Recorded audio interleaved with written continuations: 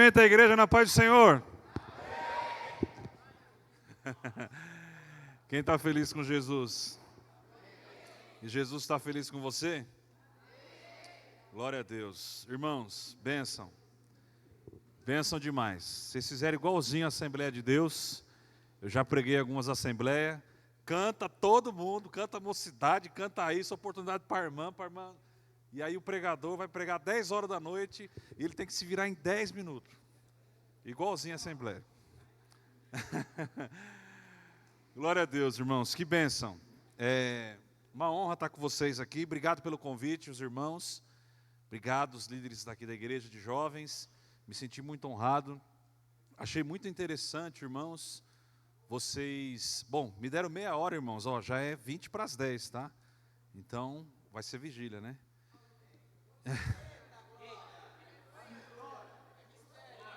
É mistério. Dá lugar, né? E eu achei muito interessante, irmãos, vocês escolherem, né, a noite Penteca. E aí, nós vamos falar, irmãos, vamos contar a história, né, do movimento pentecostal, amém? Onde ele surgiu. O Renatinho falou muito bem das nossas origens, né? Nós vamos saber aí aonde está também, nessa linha do tempo, aonde está a nossa igreja, né? A data de fundação da igreja, enfim, nós vamos falar um pouco aqui então sobre a história do movimento pentecostal, amém?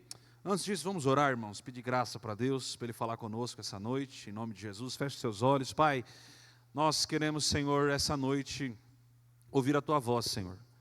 Deus, nós precisamos ouvir a Tua voz. Pai, nós precisamos, Senhor, de um avivamento, meu Pai, nas nossas vidas, Senhor. Nós precisamos de um avivamento, Senhor, na nossa igreja, um avivamento, Senhor, na nossa cidade, na nossa casa, na nossa família. Nós precisamos de um avivamento no Brasil, meu Pai. Por isso, meu Deus, fala conosco essa noite. Nós abrimos o nosso coração para nós, Senhor, ouvir a Tua voz. É o que nós te pedimos no nome santo de Jesus. Quem crê e concorda, diga amém. Irmãos, movimento pentecostal. Abra sua Bíblia, por favor, em Atos capítulo 2. Atos capítulo 2. Obrigado, Mar. Obrigado. Obrigado, meu irmão. Trouxe alguns livros aqui que depois eu vou falar com vocês desses livros aqui. Atos capítulo 2. Movimento pentecostal, irmãos, esse nome pentecostal, ele vem de Atos capítulo 2, amém? Porque a promessa do derramamento do Espírito Santo, ela foi cumprida no livro de Atos capítulo 2. E daí vem o nome pentecostal. Pentecoste é uma festa judaica que ela acontece 50 dias depois da Páscoa. E aí, o nosso Senhor Jesus, depois que ressuscita, quantos dias que ele fica na terra com os discípulos, ressurreto? 40 dias, ressurreto com os discípulos, e depois então que ele é assunto aos céus. Depois de quantos dias acontece Pentecostes? 10 dias. Depois de 10 dias, então, cumpre-se a palavra de Deus, a profecia de Joel, capítulo de número 2. O texto base de Atos, capítulo 2, é Joel, capítulo 2. Será que dá para projetar, Vini, o Atos 2? Põe na corrigida para mim, já que é uma noite pentecostal, a versão corrigida, que basicamente é a versão mais antiga. Quem tem a versão corrigida aqui? Hoje é pouca corrigida hoje, né? Mas antigamente, você tinha a versão corrigida. Ao invés de falar jovem, as de hoje, né, NVI, NVT, NTLH, fala jovem. A corrigida, quem sabe como é que fala a corrigida? Mancebo, quem falou? Isso aí, Caio. A corrigida, hoje nós falamos em vão. A corrigida, alguém sabe como é que fala? Em vão na corrigida? Está na sua Bíblia quem tem a corrigida. Debalde. Olha só. Debalde, essa é uma palavra que está na Bíblia, e aí hoje nós temos as traduções aí, né? Então já fala em vão. Atos capítulo 2, vamos ler o nosso texto básico. Cumprindo-se um dia de Pentecostes, estavam todos reunidos no mesmo lugar, e de repente veio do céu um som como de um vento veemente, impetuoso, e encheu toda a casa em que estavam assentados, e foram vistas por eles línguas repartidas como que de fogo, as quais pousaram sobre cada um deles. E todos foram cheios do Espírito Santo, e começaram a falar em outras línguas, conforme o Espírito Santo lhes concedia que falassem. E em Jerusalém estavam habitando os judeus, varões religiosos de todas as nações que estão debaixo do céu. E correndo aquela voz, ajuntou-se uma multidão e estava confusa, porque cada um os ouvia falar na sua própria língua. Vou começar aqui já, não é polêmica, mas é jogando já uma interpretação dos pentecostais sobre Atos 2. Os pentecostais têm uma interpretação em Atos 2 muito particular deles. Eles creem que Atos 2, o pentecostalismo, irmãos, nós acreditamos, né, melhor dizendo, na glossolalia, que é a línguas estranhas, amém? Aqui acontece dois fenômenos. Acontece a glossolalia, segundo os pentecostais, e acontece a xenolalia, que é as línguas. Português, na época não tinha português, obviamente. São basicamente 20 nações aqui reunidas em Pentecostes. Mas para os pentecostais, o milagre, presta atenção nisso, para os pentecostais, os irmãos falavam xenolalia, falavam em línguas estranhas, e o milagre acontecia nos ouvidos do povo, que eles ouviam em sua língua materna original. Quantos entenderam? Todo mundo entendeu isso ou não? Ou ficou confuso? Amém? Por exemplo, para os reformados é diferente. Xenolalia direto. Eles foram cheios do Espírito Santo e eles falaram línguas, vamos dizer assim, línguas nativas. Para os pentecostais, não. Quantos entenderam isso aí, essa diferença? Então, uma diferença aí de interpretação da escola, vamos dizer assim, reformada para os pentecostais. Bom, então esse texto é o texto que nos dá base para falar sobre o movimento pentecostal. Eu quero agradecer, pode colocar por favor, Vini, isso, quero agradecer o Dani, que o Dani fez para mim esses slides maravilhosos aqui. Vamos aplaudir a vida do Daniel, irmãos? Eu fiz uns slides, irmãos, e ficou daquele jeito, mandei para ele, e ele falou assim, não, daqui a pouco eu vou mandar uns novos para você, aí mandou essas bênçãos aqui, amém? Por isso que está bonitinho assim, é por causa do Daniel, viu? Então vamos lá, irmãos. O movimento pentecostal, ele surge nos Estados Unidos. Esse homem aqui, aí atrás, Charles Fox Parham, um pregador metodista, ele é considerado o pai do pentecostalismo, porque ele fundou um instituto bíblico, e ele começou então a ensinar que a glossolalia, que é a línguas estranhas, língua dos anjos, é uma evidência inicial do batismo no Espírito Santo. No ano de 1900, ele começa a ensinar então que o falar em línguas é a evidência de que você foi batizado com Espírito Santo. É isso que crê os pentecostais clássicos, mais antigos. Amém? Hoje em dia, irmãos, já não há consenso mais a respeito disso. Tem muitos pentecostais que eles não creem mais dessa forma. Um pouquinho mais para frente a gente vai falar um pouquinho sobre isso. Amém? Mas então esse homem aqui, ele é considerado o pai do pentecostalismo.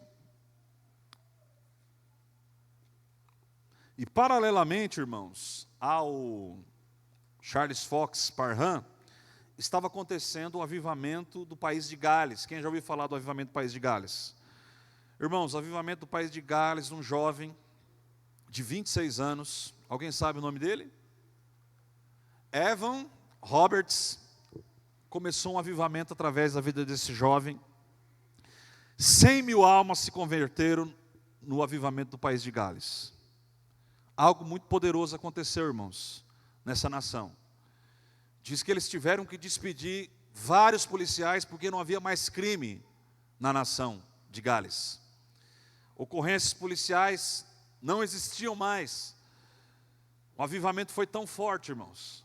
Eles tinham um jogo lá em Gales e teve que encerrar partidas esportivas, porque o povo só queria ir para a igreja e não ia mais nos estádios. Olha só, irmãos. Muito forte isso, né?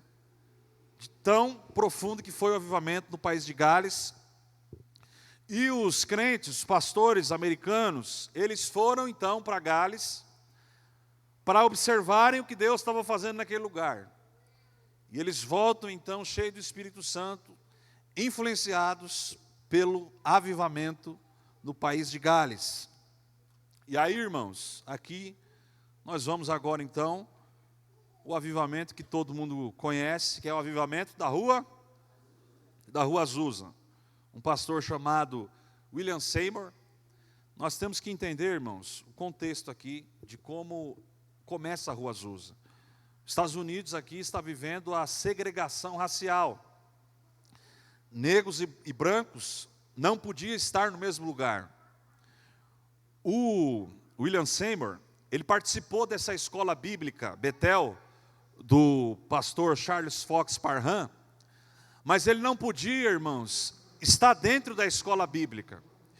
E aí colocava uma cadeira no corredor para o William Seymour ouvir do lado de fora da sala sobre a palavra. Olha só que coisa.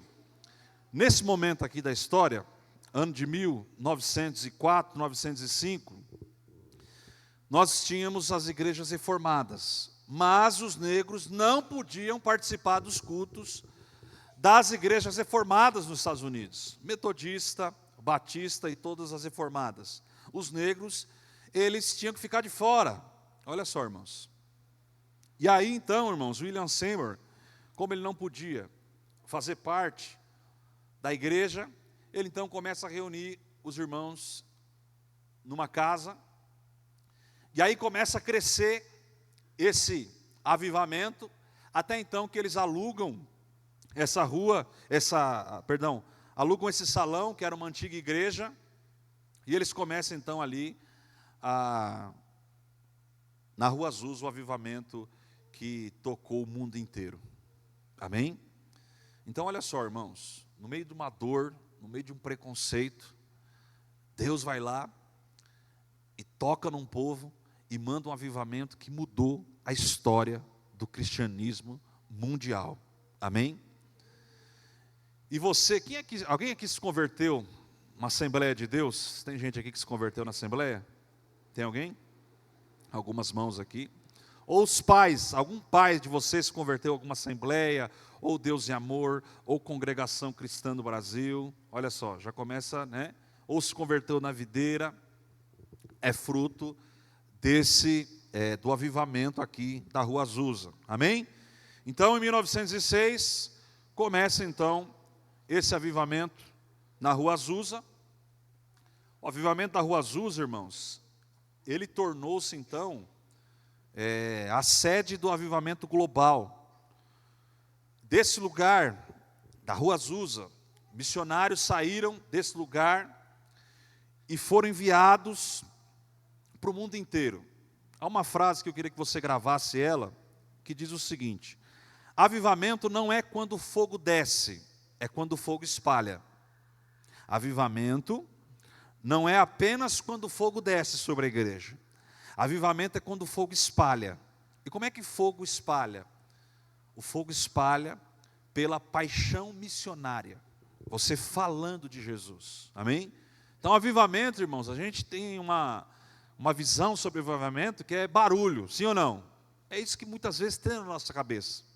Um avivamento aconteceu na igreja. Mas esse avivamento é muito mais profundo do que isso. Nós tivemos aqui, acho que 2 anos atrás, em Asbury, né? Teve ali um mover poderoso de Deus. Porém, muitos especialistas em avivamento não consideram que Asbury foi um avivamento. Pastor Mateus Soares deu aula para você, né, David? Ele é um especialista, deu aula para mim também. Ele é um especialista em avivamento, e ele falando sobre o avivamento, sobre o que ocorreu. Não sei se você ouviu isso aí, ele falando isso, né? Ele é um dos maiores especialistas em avivamento no Brasil, pastor Mateus Soares, depois você procura, fantástico. Ele não apenas conhece os avivamentos, mas ele foi praticamente, né, David, em todos os avivamentos que teve no mundo, praticamente ele esteve pessoalmente para aprender. Um homem fantástico, vale a pena você ouvir, né, David? Fora da curva mesmo. E ele então fala que Asbury não foi um avivamento, por quê? Porque apenas o fogo desceu, mas o fogo não se espalhou. Avivamento foi o que aconteceu na Azusa, porque o que aconteceu na Azusa não parou ali. O que aconteceu na Azusa revolucionou o cristianismo, a história do cristianismo, e chegou até nós no Brasil, que daqui a pouco nós vamos entender como chegou até nós. Amém? Quantos entenderam o que é avivamento? Avivamento não é quando o fogo desce, é quando o fogo espalha. Amém? Um crente cheio do Espírito Santo, ele fala de Jesus. Falar de Jesus é o natural. Amém, queridos?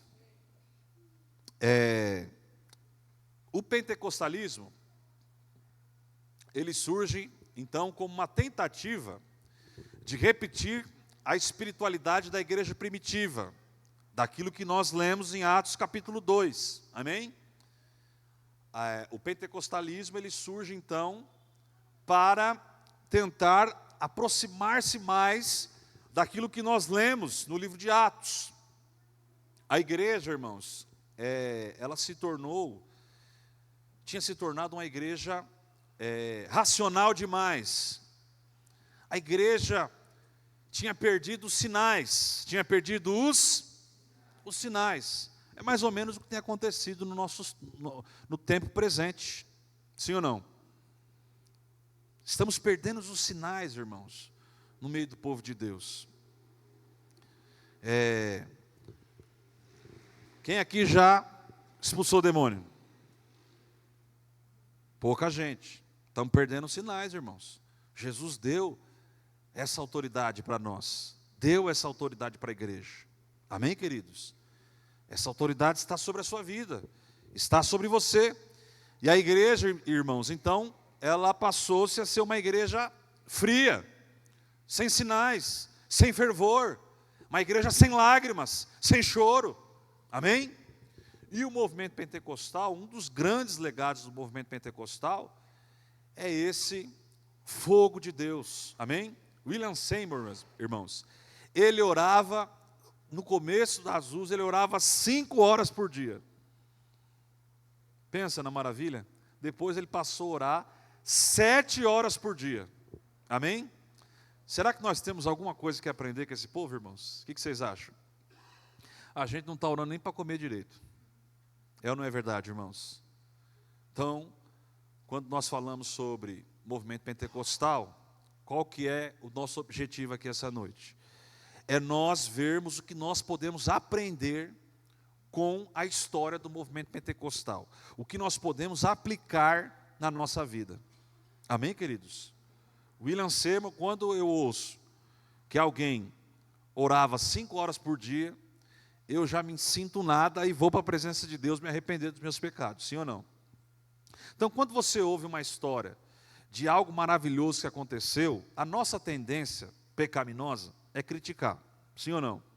Olá o legalista, olá isso, olá aquilo outro. Não, irmãos, nós temos que reter o que é bom, sim ou não? Reter o que é bom e pegar para nós, irmãos. O que Deus fez sobre a Rua Azusa foi regado debaixo de muita oração. Amém? Vamos adiantar aqui, irmãos, porque nós não temos muito tempo para falar os pormenores, né? Pentecostalismo no Brasil. Nós vamos falar do pentecostalismo do Brasil, nós vamos falar sobre três ondas. Normalmente é dividido sobre 3 ondas. Primeira onda. A primeira onda nós vamos falar sobre uma igreja que tem aqui no final da Maria Luísa, virando lá à esquerda, uma igreja cinza? Alguém sabe? Exatamente, Congregação Cristã do Brasil. O fundador dela, chamado Luigi Francescon, ele sai dos Estados Unidos, um operário dos Estados Unidos, ele sai de lá, influenciado pelo movimento pentecostal, e aí ele funda aqui no Brasil, em 1910, a Congregação Cristã no Brasil. Se você chegar para uma pessoa da congregação e falar para ela que ela é pentecostal, normalmente eles não gostam de associar com o termo pentecostal. Mas, irmãos, vamos dizer assim, tecnicamente ou teologicamente falando, eles são pentecostais, porque o Luís de Franciscon, ele cria também, ele acreditava que o falar em línguas era uma evidência de você ser batizado com o Espírito Santo.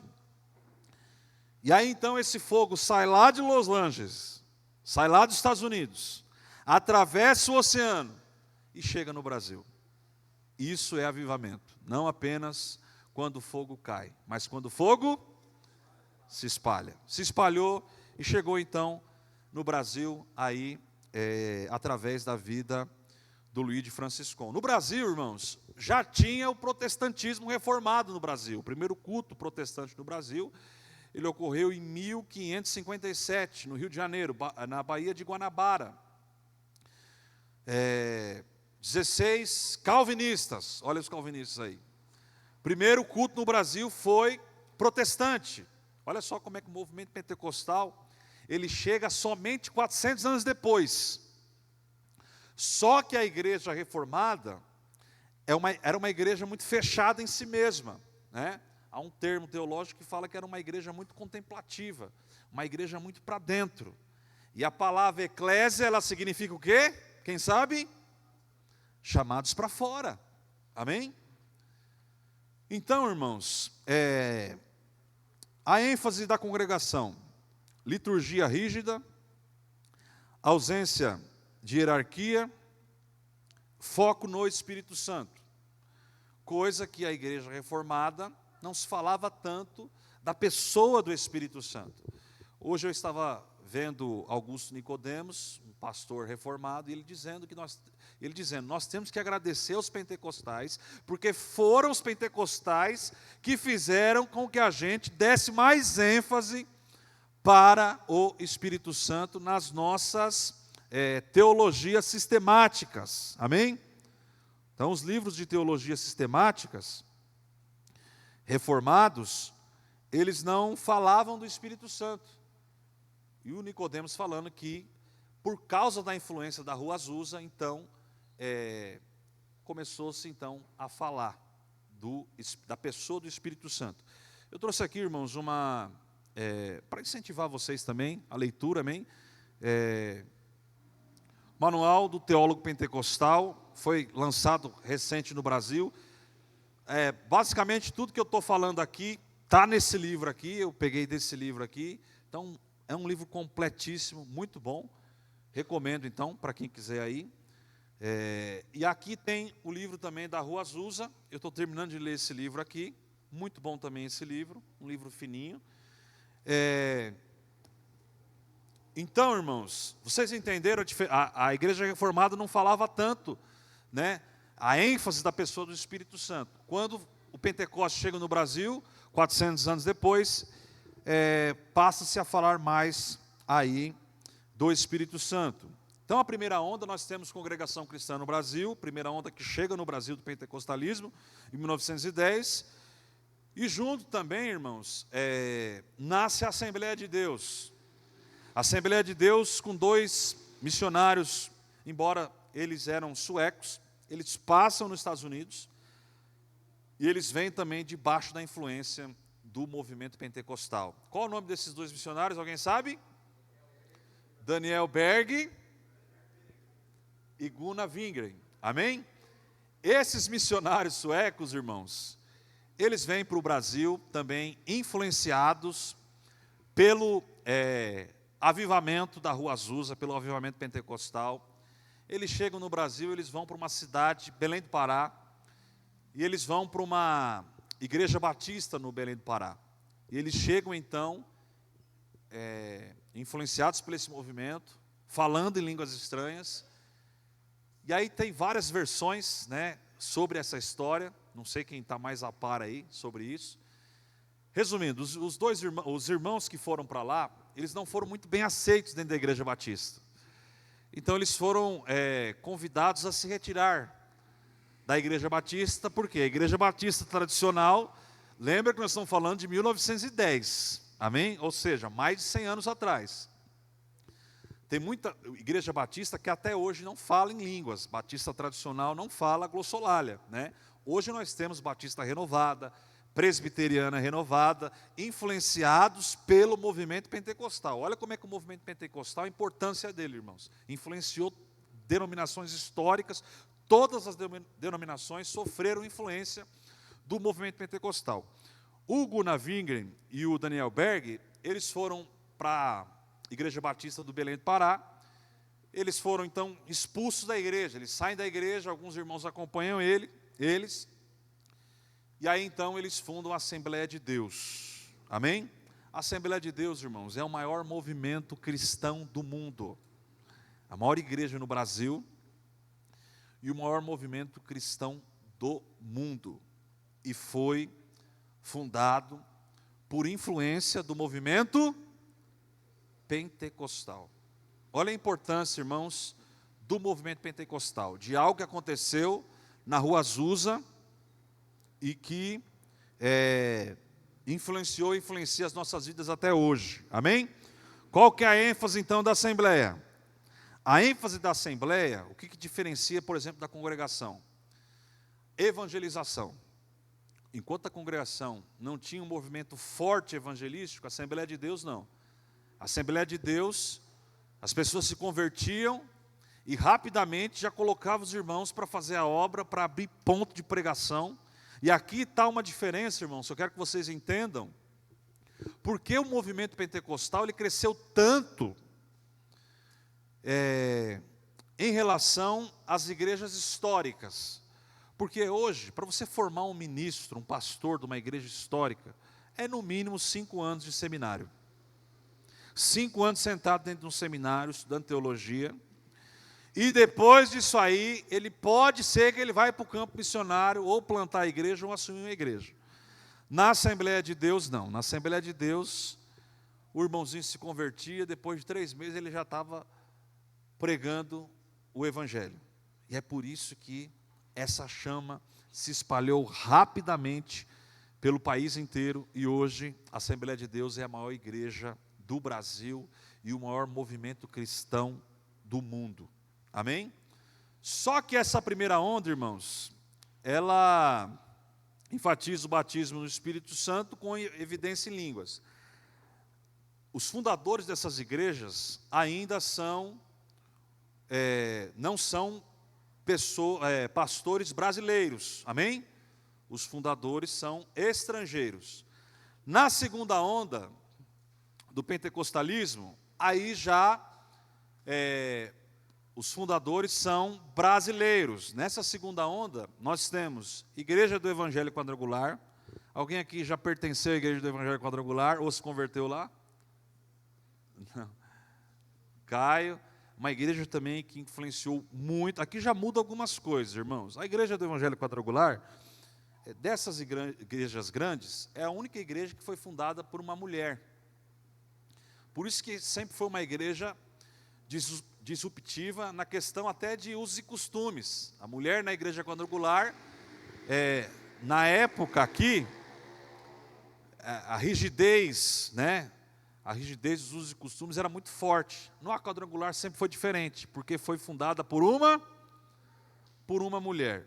Mas no Brasil, ela chega através de um homem que foi enviado para o Brasil, Harold Williams. Ele chega no Brasil em 1951. Qual que é a ênfase da quadrangular? A ênfase da quadrangular, diferentemente da Assembleia e da congregação, a ênfase é cura. A ênfase é a cura. Coisas que você não não se tinha na primeira onda. A primeira onda, a ênfase, era o batismo com o Espírito Santo, com evidências em línguas. Nessa segunda onda já começa o movimento de cura. Então, começa aqui no bairro do Cambuci, eles armaram uma tenda lá e começa o movimento de cura. E aí muita gente se converte, um movimento que influenciou muitas igrejas no Brasil. E aí, irmãos, outra igreja dessa segunda onda, nós temos o Brasil para Cristo. Quem já ouviu falar do Brasil para Cristo? Uma igreja muito forte, irmãos, anos 80 e 90. Eu li o livro do fundador da igreja Brasil para Cristo, há alguns anos atrás, missionário Manuel de Melo. Nós temos aqui no bairro, no nosso bairro, uma escola aqui, ó, perto do Hiroshima ali, que chama Missionário Manuel de Melo, em homenagem a esse homem aqui, irmãos. Às vezes nós não conhecemos a história do Evangelho no Brasil, mas esse homem foi um homem muito tremendo, irmãos. Então você quer aí estudar um pouco mais, comprar essa biografia, não estou vendendo não, tá, irmãos? Mas você encontra na internet. É muito edificante, muito lindo o que Deus fez através da vida desse homem. Uma grande igreja, irmãos. Uma igreja enorme. Tem a sede aqui em São Paulo, na Pompeia. Foi nos anos 90 a maior igreja do mundo. Uma igreja muito grande, um templo enorme. Nós temos aqui em São Paulo. E muitas vezes nós não conhecemos a história da igreja. É ou não é verdade? Tem uma frase que diz que um povo que não conhece a sua história está fadado a cometer erros ou a repetir os erros. Quando você conhece a história, você aprende aí com os erros que houve na história. Então, a igreja, o Brasil para Cristo, fundada em 55 por Manuel de Melo, a ênfase também cura, um homem muito usado nessa área de cura, e também um evangelista. Nós temos também nessa segunda onda a Igreja Deus e Amor. Hoje o neto dele está muito conhecido, talvez vocês conheçam por causa do neto, que é o Davi Miranda Neto, que é um jovem, está revolucionando a Deus e Amor. Deus e Amor é de 62. Irmãos, na minha opinião, de livro que eu li, se você for escolher um livro para você ler sobre o movimento pentecostal no Brasil, eu te aconselharia você ler esse livro aqui. Esse livro mexeu muito comigo, irmãos, do fundador da Deus e Amor, Davi Miranda. Um livro fenomenal, um homem assim, irmãos, que orava demais. Eu fui na igreja Deus e Amor comprar esse livro lá na sede, que fica ali no Parque Dom Pedro. Esse homem aqui, irmãos, quando ele ia saudar a igreja, ele saudava a igreja, as pessoas eram batizadas com o Espírito Santo. Há relatos de ele, quando ia pregar, por exemplo, em estádios, o Davi Miranda que começa essa questão de cruzadas evangelísticas, ele quando ia pregar no estádio, ele entrava no estádio, os demônios começavam a se manifestar nas arquibancadas. Um homem cheio do Espírito Santo, irmãos. Curas assim extraordinárias. Irmãos, tem coisas que não tem como você negar, sim ou não? Experiências que não tem como você negar. Eu fui lá na igreja, a igreja ela fica aberta 24 horas, a sede aqui, tem vigília todo final de semana, tem vigília, um povo que ora muito, que ora demais. Esse homem aqui puxava 9 horas de oração por dia, e esse livro é um livro fantástico. Quando eu li esse livro, eu fiquei muito impactado, irmãos. Eu fui muito confrontado por Deus quando eu li esse livro. Na minha opinião, das grandes igrejas, eu li muitos livros dos fundadores, enfim. Mas esse livro aqui é um livro muito especial, irmãos. Muito demais mesmo.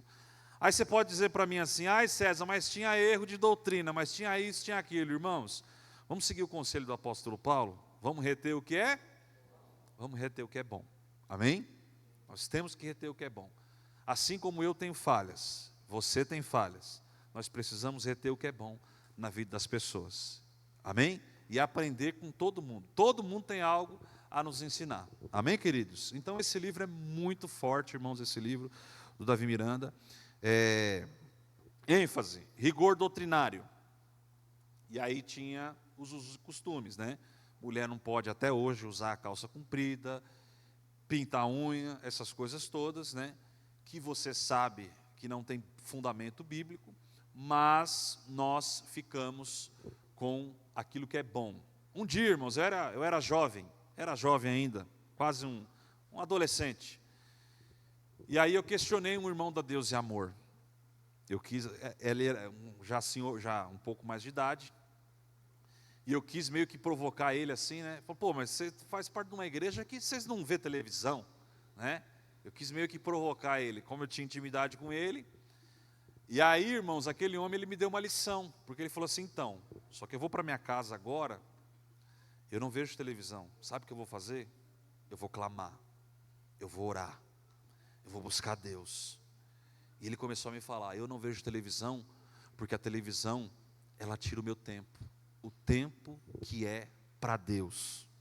Obviamente, irmãos, que a gente vai separar as coisas não funcionam, né? Você não vai viver orando 24 horas por dia. Digo no sentido de você parar, né? Não é assim que funcionam as coisas. Você precisa trabalhar, você precisa se divertir. Amém ou não amém? Amém? Mas aquilo ali fez muito sentido para mim. Eu comecei a pensar. Eu falei, esse homem tem razão. A gente perde tanto tempo hoje com isso aqui, sim ou não? E a gente negligencia o tempo de oração e o tempo de leitura bíblica. E aí quando a gente vê um irmão que é esforçado, um irmão que quer dar o seu melhor para Deus, a gente ainda tem a cara de pau de falar que, não, é legalista, não, que é isso, que é aquilo, e começa a criticar, sim ou não? Eu aprendi com esse irmão e eu falei, esse irmão tem razão. E ele falou para mim o motivo, né? Olha, nós não vemos televisão porque rouba o nosso tempo com Deus. Enfim, tem também a parte da religiosidade, mas também tem lições que nós podemos aprender. Posso ouvir um amém? ênfase, rigor doutrinário, cruzadas, curas e libertação. Terceira onda, já vou terminar. Terceira onda, aqui nós começamos já, irmãos, na terceira onda, o chamado neopentecostalismo, amém? Até aqui, nós estamos falando de pentecostais, ok? Então aqui já começa os neopentecostais, neo, inglês novo, começa então 1977 com a Igreja Universal do Reino de Deus. Aqui começa o neopentecostalismo. Por que neopentecostalismo? Eles começaram a acrescentar algumas coisas. A ênfase lá do pentecostalismo era o falar em línguas, amém? Já aqui já começa a mudar as coisas, já começa, vamos dizer assim, a abrasileirar as coisas, né? Com a Igreja Universal em 1977, fundador Edir Macedo, ele começa então já a usar os meios de comunicação, a televisão, para propagar a sua mensagem. Aqui a igreja começa a se envolver no Brasil com política. Os pentecostais não se associaram com política. Já os neopentecostais, eles já começaram a lançar vereadores, deputados, já começou aí a ter um projeto, vamos dizer assim, de poder religioso e político. Isso começa no neopentecostalismo em 1977 com Edir Macedo. Aqui entra também a teologia da prosperidade, irmãos. O pentecostalismo clássico, você não tem teologia da prosperidade. A ênfase é buscar Deus, a ênfase é ser santo, a ênfase é ter uma vida de oração, amém? Só que o Edir Macedo, irmãos, ele viu que o crente, qual que é a ideia? Ele viu que o crente era cheio do Espírito Santo, só que, para vocês entenderem, só que o bolso dele estava vazio, irmãos, porque ele não, vamos dizer assim, não crescia financeiramente. E aí ele começa, importado dos Estados Unidos, começa a pregar a teologia da prosperidade, que se você é uma pessoa de Deus, você tem que ser rico. Aí começa a teologia da prosperidade. No Brasil, nessa época, paralelamente, nós temos aí o catolicismo muito forte, nos anos 80. O que eles pregavam? O catolicismo pregava que quanto mais pobre, mais você estava perto de Deus. Aí você tem esse movimento católico. E aí você tem o Edir Macedo falando que, olha, se você tem Deus, você tem que ser rico.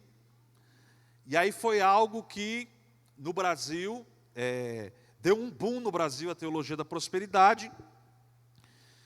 E aí influenciou boa parte da igreja evangélica brasileira.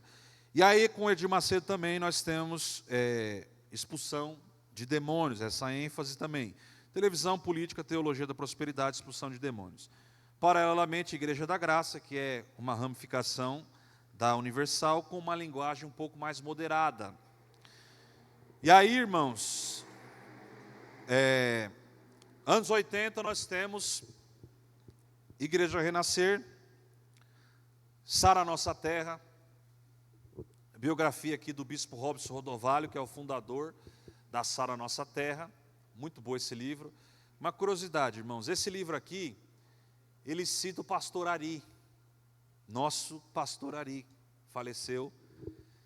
Ele cita o pastor Ari nesse livro, irmãos. E aqui começa um pouco da história da Igreja Evangélica Videira. Esse livro aqui você vai encontrar. Ele fala da comunidade cristã Shalom. Eu ganhei esse livro de um irmão da Sara Nossa Terra. E lendo esse livro, quando eu vi o pastor Ari, eu fiquei assim, tão feliz. Comentei até com o pastor Miguel. Ele era amigo do Robson Rodovalho. A Sara Nossa Terra é uma grande igreja no Brasil, mais de 600 igrejas no Brasil e fora do Brasil. Começou a comunidade cristã de Goiânia. Alguém lembra a comunidade cristã de Goiânia, da história? E aí você começa a ter esses louvores congregacionais. Alda Célia, Bene Gomes, Kleber Lucas. Tinha, o grupo de louvor chamava Koinonia. Alguém lembra? Oi? O que você falou? Não ouvi. Renascer Praise um pouquinho, tá nessa, o Praise está aí também. A música, a único que é digno de receber, é da comunidade cristã de Goiânia, Bene Gomes, e aí tem várias músicas aí, né? Paulinho, eu estava lembrando, Paulinho, que a gente teve um culto de jovens uma vez aqui, que a gente cantou só música antiga, você lembra disso ou não?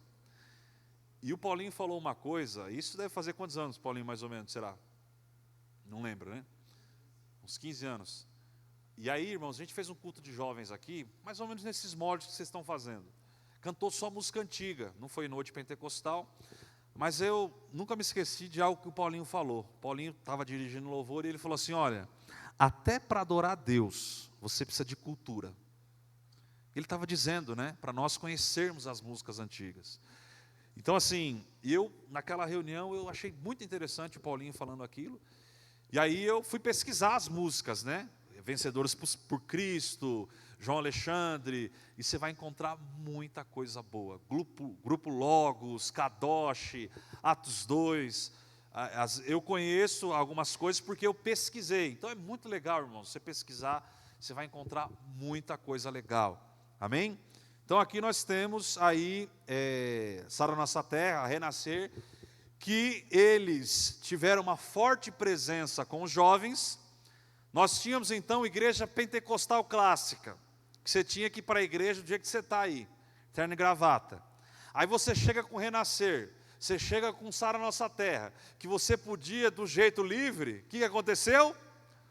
O povo das igrejas pentecostais foi para onde? Foi para essas igrejas novas. E aí a Renascer marcha para Jesus, SOS da Vida, Oficina G3, Banda Resgate, Cats Barneia, um rock dentro da igreja, bateria dentro da igreja, que as igrejas pentecostais e reformadas não tinham. Então assim, irmãos, às vezes a gente fica criticando todo mundo pela frente, não é seita, não é herege, não é isso, é aquilo, outro. Mas, irmãos, na soberania de Deus, Deus usou muita gente, que às vezes você não gosta, que às vezes você critica, para abrir um leque do evangelho no Brasil muito importante. Amém? Então, eu creio que essa noite até para você abrir a cabeça sua, porque às vezes a gente é jovem, irmãos, a gente sai criticando todo mundo, sim ou não? Não só jovem, nós também velhos também, não somos fácil não. Amém? Mas você entender que Deus em sua soberania usa gente pecadora, como você, como eu. Amém, queridos? Então a igreja Renascer, uma igreja que influenciou muito. O irmão falou aqui do Renascer Praise, influenciou completamente, principalmente a área de louvor da igreja. Você tem louvores maravilhosos aí, né? Do Renascer Praise, que eram tocados nas igrejas, que abriu aí um leque. Qual é a ênfase dessa segunda onda? Forte presença dos jovens, uso de elementos culturais, músicas e shows. Amém? Então, neopentecostalismo, forte a ênfase, forte apelo, teologia da prosperidade. Aí aqui nós já temos a guerra espiritual, Neuza Etióquia, Valnice Milhomes, que elas já começam aí com essa questão de batalha espiritual e o forte apelo também do uso da mídia em massa. Nós temos aí rádio, televisão, os pastores, as igrejas começam a comprar os meios de comunicação para difundir a mensagem do Evangelho. Amém? Então, já estou partindo para o final. Fragilidades. Vamos falar rapidinho aqui das fragilidades do movimento pentecostal. Todo movimento, irmãos, tem as suas fragilidades, amém? Todo movimento humano tem as suas fragilidades. Então você tem reforma protestante, tem fragilidades. Estava falando com o Vini, né, Vini? E o movimento pentecostal também tem as suas fragilidades. Mas o importante é nós aprendermos e retermos o que é bom. A fragilidade, eu enumerei duas aqui, é a tendência ao não intelectualismo. O pai do pentecostalismo, Charles Fox Parham, para vocês terem uma noção, os membros da igreja eram meio que influenciados a não procurarem a medicina, irmãos. Não, Deus vai curar você, não precisa procurar médico, não. Então tinha essa tendência, uma tendência errada. É ou não é verdade? Outra fragilidade, uma fragilidade teológica. O pentecostalismo deu uma ênfase muito grande a experiências, mas muitas vezes experiências desconectadas, sabe com o quê? Com o texto bíblico. Amém? Experiência, nós temos que ter experiências com Deus, amém? Nós somos pentecostais, mas toda experiência precisa ter fundamento na onde? Fundamento na palavra. Porque Atos 2, Pedro não começa um sermão da cabeça dele, uma experiência isolada do texto bíblico. Ele cita um profeta do Antigo Testamento, e esse profeta é o profeta Joel. Ele fala, o primeiro sermão do Pentecostes, ele fala com embasamento bíblico. Amém, queridos? Embasamento teológico. Olha, o que nós estamos vendo aqui é aquilo que o profeta Joel profetizou.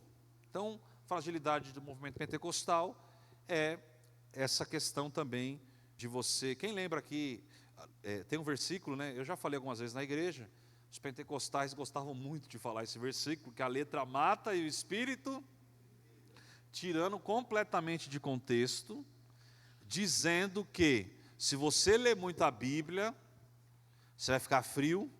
Se você, até falava-se, irmãos, que se você ler muito a Bíblia, você ficava louco. Quem já ouviu essa história? Antigamente falava isso, irmãos. Irmãos, misericórdia. Como é que Deus, pensa comigo, escreve um livro desse, 66 livros, preserva esse livro durante, a Bíblia começou a ser escrita 3.500 anos atrás. Ele preserva esse livro para esse livro chegar na sua mão, para você não ler ele. Irmãos, é muita ignorância, sim ou não? É muita ignorância. Nós temos que ler a palavra, irmãos. Amém, queridos? E uma fragilidade do movimento pentecostal era isso, que eles acreditavam que não, a experiência e tal, a letra mata, o Espírito vivifica. Ele falava que, olha, o Espírito Santo é o que nos revela e tal, e a letra mata, não estuda muito não. Mas, quando você vai ler o contexto, você sabe que a letra que mata, ele está falando de duas alianças. A letra que mata é a lei mosaica. Olho por olho, dente por dente. O cara adulterava, o que acontecia com ele? Ele tinha que morrer, ser apedrejado. O Espírito que vivifica, ele está falando da graça, do tempo da graça, o tempo do Novo Testamento.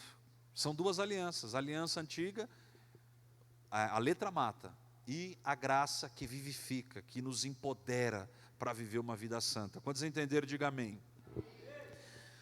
Hoje em dia, irmãos, inclusive esse livro fala isso, que o sinal inicial de falar em línguas é importante, mas o verdadeiro batismo com o Espírito Santo é evidenciado principalmente pela, em primeiro lugar, vida transformada. Amém? Não adianta a gente rodopiar, a gente correr e a vida não foi transformada por Deus. Quantos estão entendendo? Sobe o louvor já, por favor, Paulinho. Vamos cantar uma canção rapidinho e eu já entrego. Então, irmãos, vida transformada, evidências do batismo com o Espírito Santo. Vidas transformadas, impulso missionário, você vai pregar a palavra de Deus, e atuação contínua do Espírito Santo nas diversas dimensões da existência no nosso dia a dia. O que significa isso, irmãos? Significa que o Espírito Santo de Deus, você foi cheio do Espírito Santo de Deus na sua igreja, e lá no seu trabalho, você vai testemunhar daquilo que ocorreu aqui, não através de palavras, mas através da sua atitude. Quantos entenderam? Através da sua forma santa de viver a palavra de Deus. Amém? Então a principal evidência, irmãos, de que nós estamos cheios do Espírito Santo, que nós fomos batizados com o Espírito Santo, é em primeiro lugar uma vida transformada. Sua vida foi mudada, foi transformada. Em segundo lugar, o impulso missionário. Você fala de Jesus. Porque avivamento não é quando o fogo desce, avivamento é quando o fogo espalha. Quem aqui já ganhou uma vida para Jesus? Deixa eu ver. Glória a Deus. Quem não ganhou vai ganhar em nome de Jesus. Amém? E o próximo slide, o último. Não, tem mais um. O Espírito Santo não contradiz a palavra que ele mesmo escreveu. E a última coisa para encerrar, o legado do movimento pentecostal, ele pode ser visto claramente em muitos lares, pessoas, famílias que foram transformadas pelo poder de Deus. Não, tem mais uma aqui. No Brasil atual, sempre saberemos de alguém que foi alcançado por uma operação gloriosa do Senhor, na qual uma humilde igreja pentecostal, na beira de uma estrada ou em simples bairro da periferia, foi o palco da atuação do Todo-Poderoso. Esse é o movimento pentecostal. Amém? Quem se converteu na Igreja Videira aqui? Deixa eu ver. Você que se converteu da Igreja Videira, você sofreu também uma influência do movimento pentecostal, porque essa igreja foi influenciada pelo movimento pentecostal. Amém? Nós vimos ali, pastor Ari, na comunidade cristã de Goiânia, comunidade cristã de Shalom, eram igrejas co-irmãs, e daí então nós somos fruto aí desse avivamento. Amém? Vamos colocar de pé em nome de Jesus. Vamos aplaudir o nome de Jesus. Na verdade hoje, irmãos, era o Wilton para pregar aqui, né, irmãos? Era eu e o Wilton para falar aqui, né? Nós dois íamos fazer um bate-papo, né? Hã? Vou, irmãos, vou deixar disponível. Como é que deixa, ô Vini? Pô no grupo dos jovens. Manda para a Nádia, ela está falando. Aí você põe no grupo, tem os slides aí, tá? Para você guardar, para você estudar. Os livros aqui, quem quiser dar uma folhada nos livros aqui, tá bom? É muito bom esses livros, irmãos. E eu faço uma ênfase aqui ao livro do Davi Miranda, que é um livro assim, de verdade, fantástico, que eu mais curti. Irmãos, vamos orar então em nome de Jesus. Eu sei que o nosso tempo está um pouquinho, né? Tá esgotado, boy? Vigília, né? Pentecostal, noite pentecostal. Ô, glória, sexta-feira. Irmãos, presta atenção. Deixa o menino rodar, o Caio falou. Eu estava pensando, irmãos, o avivamento do país de Gales, ele começou com os jovens. Ele começou com os... Eu creio que vai começar um avivamento nessa igreja através dos jovens. Queria chamar você aqui para frente para orar, todo mundo, em nome de Jesus. O avivamento do país de Gales começou, boy, com um jovem de 26 anos. Esse jovem, Paulinho, foi cheio do Espírito Santo e ele começou a influenciar o seu país. E obviamente o país de Gales, irmãos, 100 mil almas foram ganhas para Cristo. Eu creio que através da sua vida, através da minha vida, vai acontecer um grande avivamento, começando na nossa igreja, na nossa denominação. E esse avivamento vai se espalhar, irmãos. Nós já vivemos avivamento aqui nessa igreja, irmãos. O avivamento que tocou esse bairro, o avivamento que chegou. Nós temos igreja videira, irmãos, filhas dessa igreja, Bolívia, Japão, vários lugares, irmãos, Londres, que saiu desse bairro aqui, dessa igreja. Essa igreja viveu um avivamento muito grande, irmãos. Nós tínhamos um lema aqui nessa igreja, né, pastor Toninho? Que toda a rua desse bairro tinha uma célula, tinha um crente da videira. E esse avivamento está disponível para nós. Amém? Vamos clamar por um avivamento, irmãos. Vamos clamar em nome de Jesus, para que o Espírito Santo de Deus derrame um avivamento sobre as nossas vidas, sobre as nossas células, sobre a rede de jovens, sobre a nossa igreja. E eu gostaria que você clamasse agora em nome de Jesus, que você fechasse os teus olhos. Aleluias.